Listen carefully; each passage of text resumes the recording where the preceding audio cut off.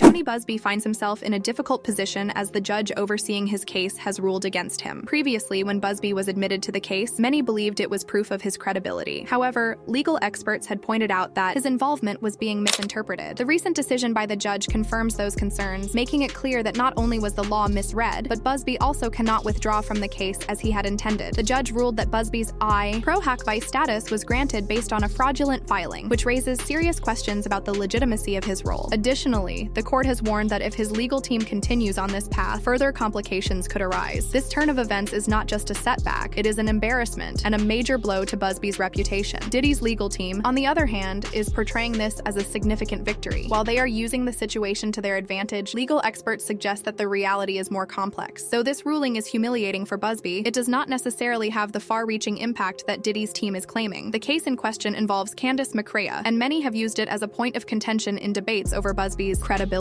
Critics had argued that those questioning Buzbee's approach were misinformed or biased. However, the judge's decision has now validated those concerns. Despite Buzbee initially being admitted to the case, legal experts had pointed out that judges have the power to rescind such decisions, something that has now happened. For those focused on justice for the victims, this development may be frustrating, but it does not mean the case is in jeopardy. While Buzbee's handling of the situation has been questionable, the case itself remains on solid ground and can move forward. This ruling is procedural rather than substantive, meaning that while it affects Buzbee, it does not alter the core issues of the lawsuit. In the broader picture, this legal battle is a clash between billionaires, filled with power struggles and strategic maneuvering. However, beyond all the legal drama, the most important aspect remains the victims and their pursuit of justice. Regardless of how each side spins the situation, the facts must be separated from the narrative being pushed by those with vested interests. Legal experts have weighed in on the recent controversy surrounding Tony Buzbee, offering insight into the judge's decision and what it means for the case. According to multiple attorneys, Buzbee's main argument remains that this is a procedural issue rather than something that impacts the merits of the case itself. However, the judge's reasoning for rescinding Buzbee's pro-hack vice status raises serious concerns about the way he attempted to gain admission. The issue stems from Buzbee allegedly using another attorney's credentials to access the court's automated electronic filing system and push through his pro-hack vice application. Typically, when an out-of-state attorney applies for pro-hack vice status, a local co-counsel must vouch for them. This co-counsel, who is licensed in the state,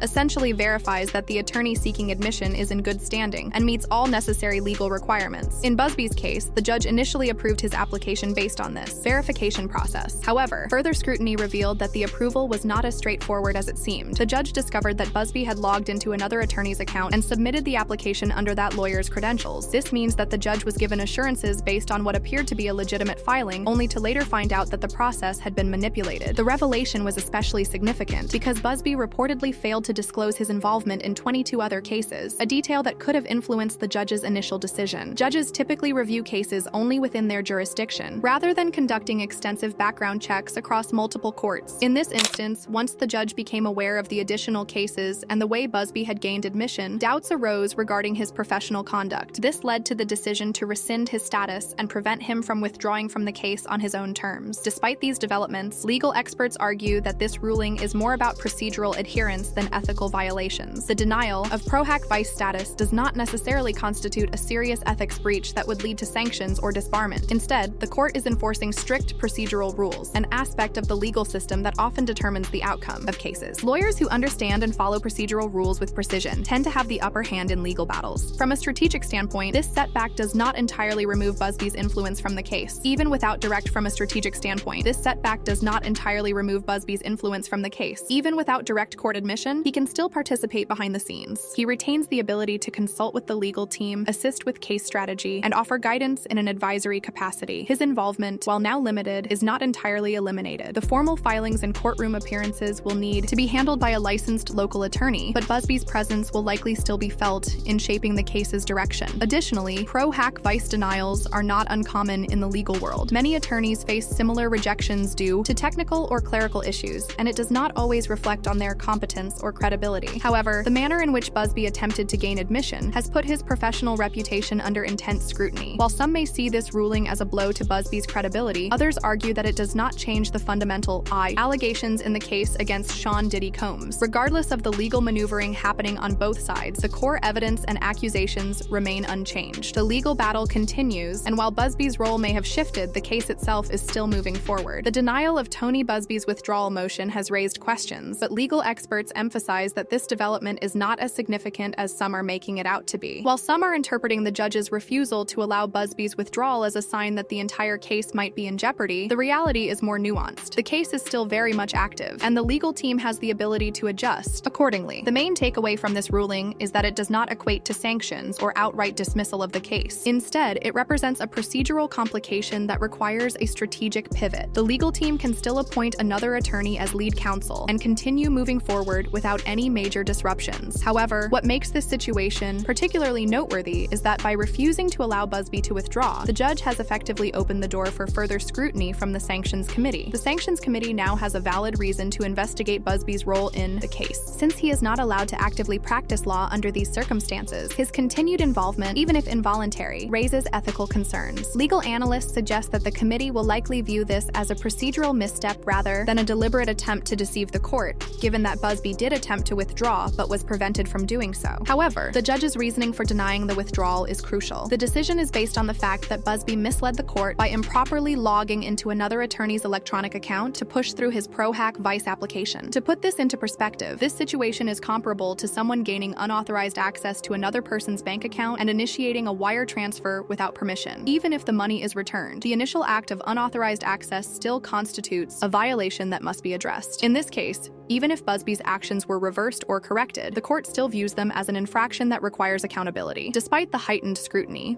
legal experts caution against exaggerating the potential consequences. Some narratives have suggested that the judge's warning about ethical violations carries severe implications, but this is more likely a cautionary measure to ensure that lawyers adhere to proper procedures. It is a serious warning, but it does not necessarily indicate that the entire case is in danger. The opposition may be amplifying the severity of the ruling for strategic reasons, but ultimately the case remains intact. Crucially, the victim's case itself is not at risk due to these legal complications. Even if Buzbee and the other attorney involved face sanctions, another lawyer can take over the case, ensuring that the legal proceedings continue without delay. The statute of limitations has expired, meaning the case cannot be dismissed without prejudice. A dismissal without prejudice would allow the case to be refiled later, but since the statute of limitations has already told, any attempt to reintroduce the claims would be barred. This means that the case is locked in and will move forward regardless of any legal hurdles Buzbee may encounter. In summary, while the judge's ruling introduces some procedural difficulties, it does not signify the downfall of the case. The legal team has the ability to adjust. The victim's claims remain valid, and the fundamental allegations have not changed. What remains to be seen is how the Sanctions Committee will respond, and whether Buzbee's actions will result in further disciplinary measures. However, from a broader perspective, the case itself is still progressing, and any legal maneuvering at this stage is largely about ensuring compliance with court procedures rather than determining the merits of the allegations. At this stage, the case is continuing as expected, with the primary individuals facing legal scrutiny being Tony Buzbee and the attorney who allowed him to use their credentials. The level of trouble they are in remains uncertain, but it is unlikely that either of them will face disbarment or severe sanctions. Instead, they may receive a formal admonishment or warning. While this won't be a career-ending consequence, for someone of Buzbee's stature, it is undoubtedly a professional embarrassment. It exposes a significant lapse in judgment and professionalism,